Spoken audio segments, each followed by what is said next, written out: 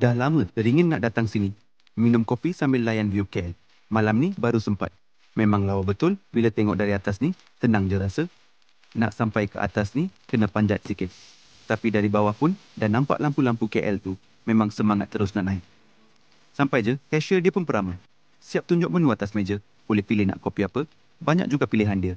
Dari latte sampai mocha, tempat dia chill, lampu malap, bunyi cengkerik. Dan view KL memang jadi highlight malam ni. Lepas order, bolehlah duduk dulu. Tunggu alat tu berbunyi baru collect makanan. Sambil tu layan angin malam. Syok betul. Aku order simple je. Kopi dengan kentang goreng. Tak plan nak lepak lama sangat. Just nak isi masa santai. Tengok abang barista ni buat kopi pun rasa tenang. Bau kopi tu, wangi gila. Kopi dah sampai, freeze pun siap. Simple je. Tapi momen macam ni dah cukup buat puas hati. Aku perasan kat sini ada macam shelter.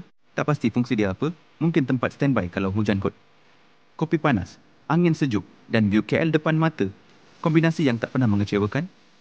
Bil dia lebih kurang 30 lebih je untuk 2 kopi dan 1 fries. Boleh lah, view lawa macam ni memang berbaloi.